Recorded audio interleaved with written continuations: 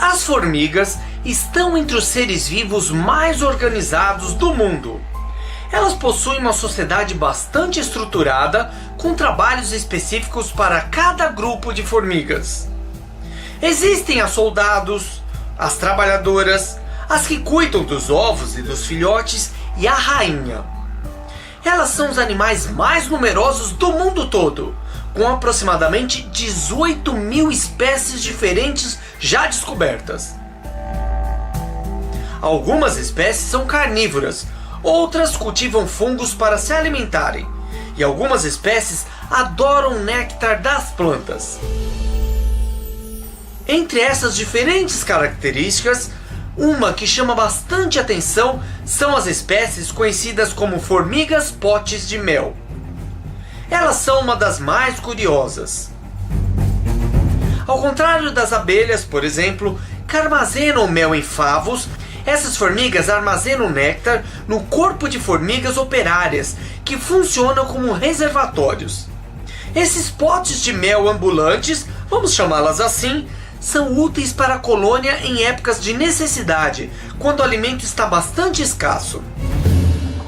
As formigas potes de mel vivem em regiões desérticas, principalmente no México, em alguns países da África e na Austrália. E para se alimentarem, elas procuram as plantas do deserto que só aparecem na época das chuvas. Essas plantas produzem muito néctar, que é o alimento cobiçado pelas formigas potes de mel. Assim, algumas operárias são escolhidas como reservatório de néctar e são alimentadas por outras formigas até que seu abdômen fique cheio de néctar. Seu corpo incha de forma impressionante, até que a formiga não consiga mais se mover. Às vezes ele fica tão cheio que pode alcançar o tamanho de uma uva.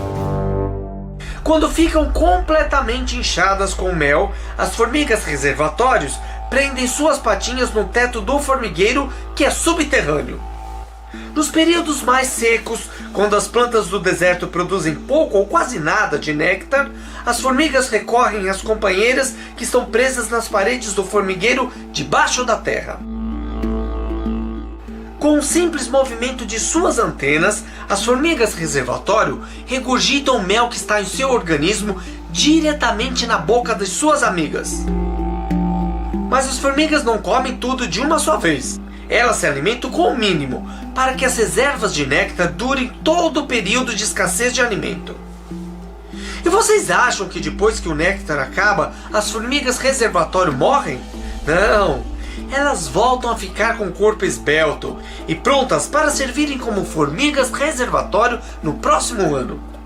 Elas são escolhidas por serem as maiores e mais fortes formigas entre todas do formigueiro.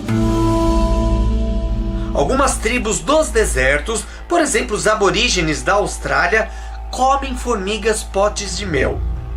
Durante suas longas caminhadas pelos desertos, os aborígenes sabem encontrar água e alimento em diversos locais. Isso porque eles aprendem desde crianças a sobreviver em locais tão difíceis como os desertos australianos. Essa tradição milenar vem de seus antepassados e faz parte de sua sobrevivência. Ao encontrarem formigueiros de formigas potes de mel, eles cavam o solo até chegarem às câmaras onde estão armazenadas as formigas reservatório, com seus abdômenes cheios de mel. Essas formigas podem estar até 2 metros de profundidade nas câmaras mais profundas do formigueiro. Mas não pense que eles comem todas as formigas. Os aborígenes se alimentam com poucas formigas, deixando a maioria para que as formigas trabalhadoras tenham seus alimentos preservados. Essas pessoas sabem que se comerem todas, o formigueiro e todas as formigas que moram nele irão morrer. E no próximo ano não existirão mais formigas potes de mel.